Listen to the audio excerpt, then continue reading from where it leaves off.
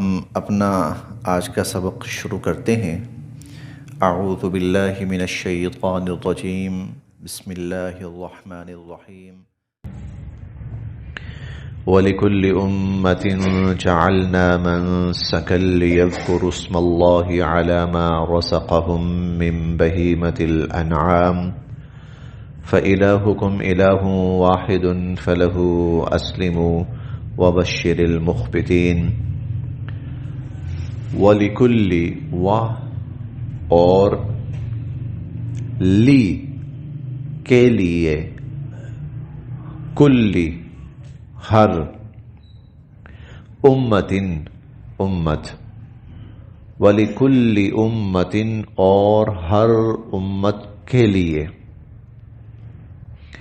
اور ہر امت کے لیے جعلنا ہم نے مقرر کیا، منسکا قربانی کا طریقہ، اور ہر امت کے لیے ہم نے قربانی کا طریقہ مقرر کیا، لیذکروا تاکہ وہ لیں، اسم اللہ اللہ کا نام، تاکہ وہ اللہ کا نام لیں، علی ما ان پر جو، رزقہم اللہ نے ان کو عطا کیے ہیں، من بہیمۃ الانعام مویشی جانور، جو مویشی جانور اللہ نے ان کو عطا کیے ہیں وہ ان پر اللہ کا نام لیں، اور اللہ کا نام لینے سے مراد اللہ کا نام لے کر ان کو ذبح کریں، اللہ کا نام لے کر ان کو ذبح کریں، اور ذبح کرتے وقت ان پر اللہ کا نام لیں۔ فَإِلَٰهُكُمْ بس تم سب کا معبود، الہ واحد معبود واحد ہے، فَلَهُ اسی کے لیے، اسلموا فرما بردار بن کر رہو، اسی کے فرما بردار بن کر رہو، وَبَشِّرْ اور آپ خوشخبری سنا دیجئے، المخبتین عاجزی انکساری کرنے والوں کو، آپ عاجزی انکساری کرنے والوں کو خوشخبری سنا دیجئے، الذین اب یہ اللہ کی طرف سے جو خوشخبری آتی ہے وہ پھر جنت کی ہے، وہ پھر چھوٹی موٹی نہیں ہے، وہ پھر کم از کم جنت کی بشارت اور خوشخبری، تو ان کو آپ جنت کی بشارت اور خوشخبری سنا دیجئے۔ الذین یہ وہ لوگ ہیں، اذا جب، ذکر اللہ کا ذکر کیا جاتا ہے، جب ان کے سامنے اللہ کا ذکر کیا جاتا ہے، وجلت تو ڈر جاتے ہیں، قلوبہم ان کے دل، وجلت قلوبہم اللہ کی عظمت کے سامنے ان کے دل ہیبت زدہ ہو جاتے ہیں، والصابرین اور وہ صبر کرنے والے ہیں، علی اس پر، ما جو، اصابہم جو مصیبت ان کو پہنچی وہ اس پر صبر کرنے والے ہیں، والمقیمی اور قائم کرنے والے ہیں، الصلاۃ نماز، ومما اور اس میں سے جو، رزقناہم ہم نے ان کو دیا ہے، ينفقون خرچ کرنے والے ہیں، وَمِمَّا رَزَقْنَاهُمْ يُنْفِقُونَ اور اس مال میں سے جو ہم نے ان کو دیا ہے اللہ کی راہ میں خرچ کرنے والے ہیں۔ تو ان لوگوں کو آپ جنت کی بشارت اور جنت کی خوشخبری سنا دیجئے۔ وَالْبُدْنَ اور جو قربانی کے جانور ہیں، وہ گائے ہیں یا وہ اونٹ ہیں، وَالْبُدْنَ اور جو قربانی کے جانور ہیں، جعلناہا بنائے ہیں ہم نے، لکم تمہارے لیے، من شعائر اللہ شعائر اللہ ان کو ہم نے شعائر اللہ بنایا ہے۔ قربانی کے جو جانور ہیں، کیونکہ یہ عبادت کی پہچان ہے، ایک عبادت کا ایک رکن ہے اور عبادت کی پہچان ہے، حج یا پھر عام مسلمانوں کی قربانی تو دین کی پہچان ہے، والبدن اور قربانی کے جانور جعلناہا لکم ہم نے ان کو بنایا ہے تمہارے لیے من شعائر اللہ شعائر اللہ بنایا ہے لکم تمہارے لیے فیہا ان میں خیر بہت بھلائی ہے بہت خیر ہے لکم فیہا خیر تمہارے لیے اس میں بہت خیر ہے ہر اعتبار سے معاشی اعتبار سے خیر ہے دینی اعتبار سے خیر ہے اور عبادت کے اعتبار سے خیر ہے یہ جو قربانی کا آتا ہے نا موسم آتا ہے قربانی کے موسم تو خیر نہیں کہنا چاہیے ایام آتے ہیں ایام نحر آتے ہیں قربانی کے ایام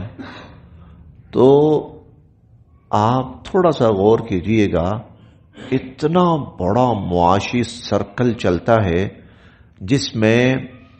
معاشرے کا تقریباً ہر فرد وہ فائدہ حاصل کرتا ہے معاشرے کا تقریباً ہر فرد آپ دیکھیے جیسے جو ہیں جانور قصاب جو ہیں جو ہوتے ہیں نا بیوپار کرنے والے ہاں وہ انہوں نے محنت کی ہے اب ان کے جانور خریدنے کا اور بیچنے کا وقت آیا ہے تو ان کا بزنس نفع کمانے کا ٹائم ہے یہ اچھا پھر اس دوران آپ دیکھیں گے کہ جو چارے والے ہیں ان دنوں کے اندر ان کا بزنس بھی خوب چلے گا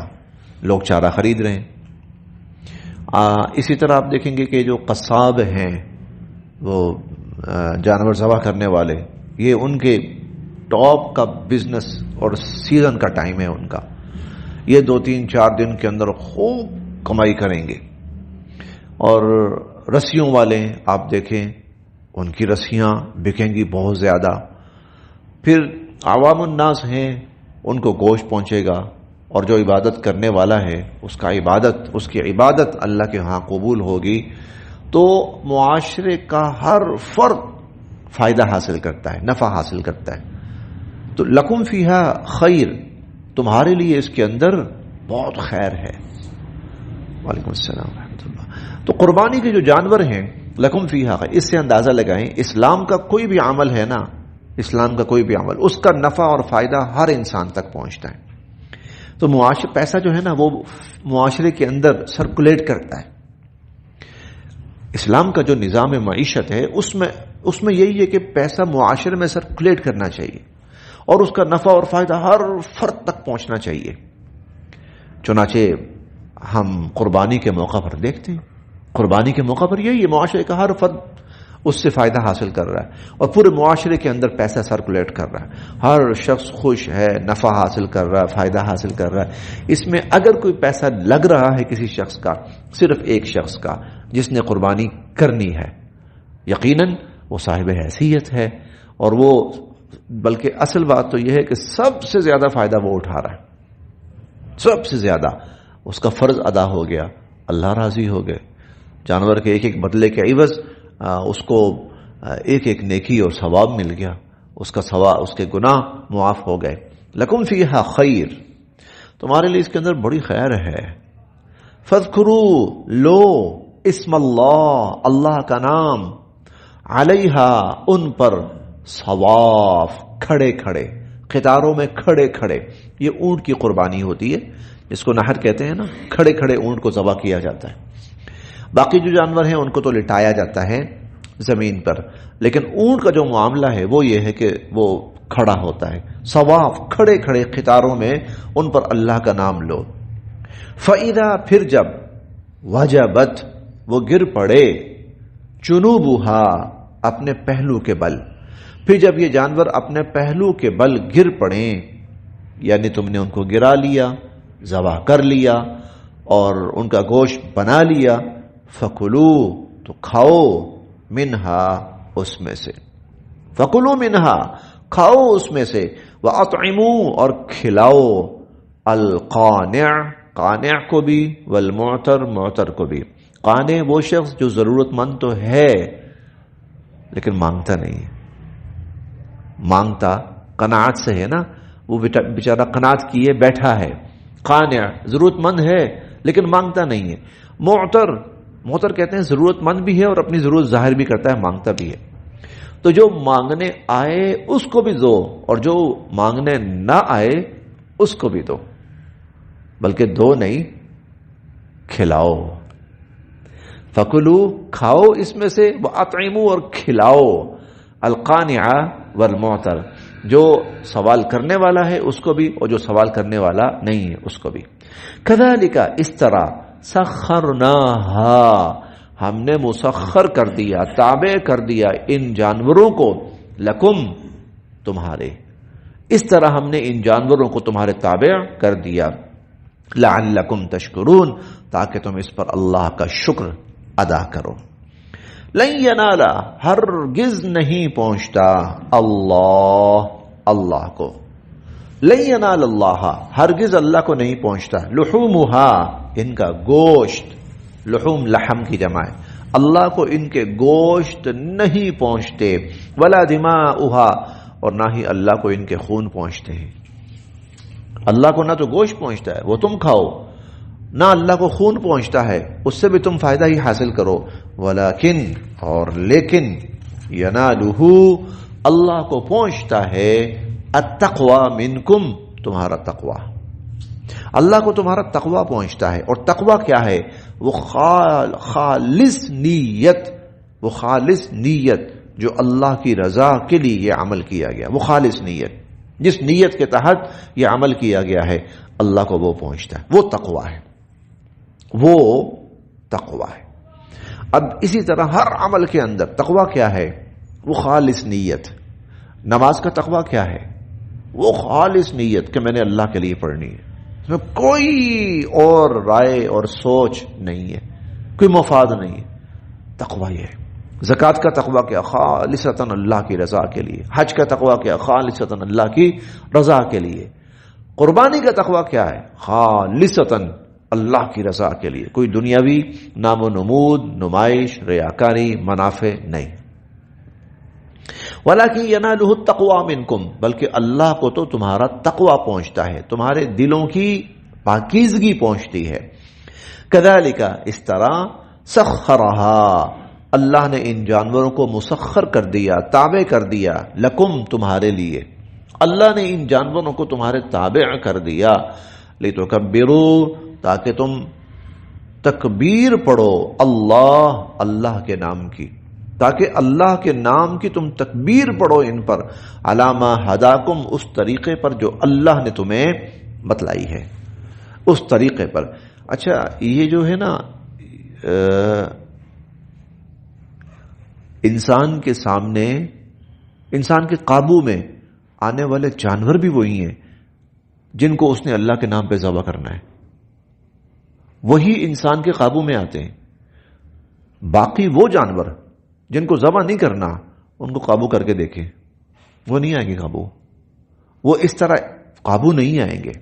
جس طرح یہ قابو میں آ جاتے ہیں. کیوں؟ ان کو، ان جانوروں کو بھی اتنی سینس ہے کہ ہم نے اللہ کے نام پر ذبح ہونا ہے. بلکہ کئی دفعہ دیکھنے میں آیا ہے، کئی دفعہ جانور وہ خود بخود آ کر لیٹ جاتا ہے، ایسا بھی ہوتا ہے کیونکہ اس کو اللہ کے نام پر قربان کرنا، اور وہ خود بھی قربان ہونے، ذبح ہونے کے لیے تیار ہے. تو اللہ نے ان کو تمہارے تابع کر دیا ہے تاکہ تم ان پر اللہ کے نام کی تکبیر پڑھو، علی ما ہداکم اس طریقے کے مطابق جو اللہ نے تمہیں سکھائی ہے. وبشر اور آپ خوشخبری سنا دیجئے، المحسنین نیکوکاروں کو، اور آپ نیکوکاروں کو خوشخبری سنا دیجئے. یہاں تک جو حج اور قربانی سے متعلق کچھ گفتگو ہے وہ اللہ پاک نے بیان فرمائی. اس سب کا لب لباب اور خلاصہ یہ، سب کا لب لباب اور خلاصہ یہ کہ حج ہے، قربانی ہے، اور سعی ہے، اور زیارت ہے، اور باقی ہیں، ان سب کا لب لباب اور خلاصہ اللہ کے نام کی کبریائی ہے.